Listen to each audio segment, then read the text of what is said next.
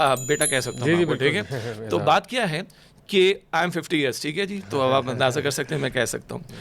आज मैं और आप ये बैठ के बात कर रहे हैं ना, तो पीछे किसी की मेहनत है। बिल्कुल, ये बहुत अहम बात है, ये बहुत अहम बात। आप इकामत दीन की के टॉपिक पे सीरीज़ लेके चल रहे हैं। ओ भाई, ये लोग अकीमुस्सलाह को मानते हैं कि नमाज फ़र्ज़ है और अदा नहीं कर सकते। अब अंदाज़ा करें आपका मेरा काम है कितना मुश्किल। अकीमुस्सलाह नमाज फ़र्ज़ है, उसको ये कौम मानती है, और 95% लोग पाबंदी से 5 वक्त की नमाज वक्त पर अदा नहीं करते। तो इन लोगों को अकीमुद्दीन मनवाना कि ये भी कोई फ़र्ज़ है, ये भी कोई करने का काम है, कितना मुश्किल मसला होगा। इस सारे सिनेरियो के अंदर आप आराम से घंटा 1.5 घंटा का पॉडकास्ट मेरे साथ कर रहे हैं, कुछ और हजरात के साथ आपने किया, तो भाई पीछे किसी की मेहनत है ना। तो अब मैं ज़रा थोड़ी सी पॉजिटिव बात को लेकर आऊँ। जी, डॉक्टर इसरार अहमद साहब रहमतुल्लाह अलैह मेरे उस्ताद हैं। मौलाना मौदूदी अलैहि रहमा, उनसे भी हमने इस्तिफ़ादा किया इस माना में कि हमारे उस्ताद के उस्ताद, ठीक है। पीछे अबुल कलाम आज़ाद मरहूम हैं। हमारे उलमाए दीन में से बुज़ुर्गों ने बड़ी मेहनतें की, तमाम मकातब फ़िक्र के लोगों ने। तो ये कुछ वरसा हमें मिला, आप और हम आज बैठ कर बात कर रहे हैं। ये अगर कोई कह रहे कुछ मिला है आपको, तो मैं कहूँगा बहुत कुछ मिला है। मैं चार्टर्ड अकाउंटेंसी की फील्ड से हूँ। अल्लाह ताला ने कुरान पाक की तरफ डॉक्टर इसरार साहब के ज़रिए और कुछ बुज़ुर्गों के ज़रिए रुजू करवाया।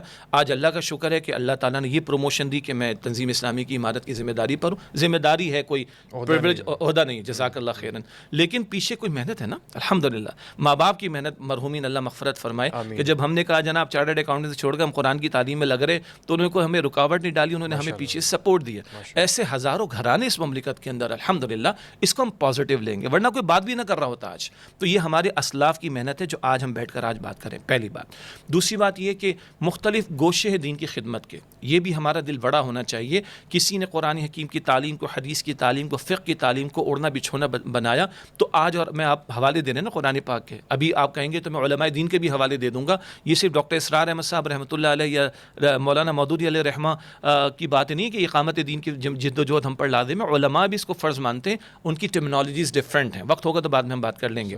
तो कुछ उस गोशे में काम कर रहे हैं, कुछ का ख्याल है कि जनाब हमें इंतखाबी सियासत में आना चाहिए और हमें पार्लियामेंट में आवाज़ बुलंद करनी चाहिए। गो कि मैं कह रहा हूँ उनके इखलास वाले में कोई शुबा नहीं।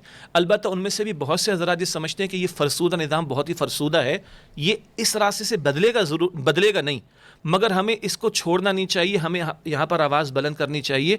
मैं उनकी इस राय को भी तस्लीम करता हूं, बेहतर मुतबादिल नहीं है, बहुत से और भी दलाइल अप्रिशिएट करेंगे और उनके इखलास पर हम कुछ शुबा नहीं करेंगे। बात हज़रात का और जो हमारा भी ख्याल है कि तब्दीली, जो हकीकी तब्दीली हो, वो सिस्टम में रहकर कभी नहीं आती। इंतखाबी सियासत का रास्ता है, इसके ज़रिए एक चलता हुआ सिस्टम चल सकता है, बदल नहीं सकता। और अंदर बैठे हुए भी कहते हैं निज़ाम बदलना चाहिए, और हम सब कह रहे हैं चेहरे बदलते, निज़ाम तो वही कभी चल रहा है। हमारा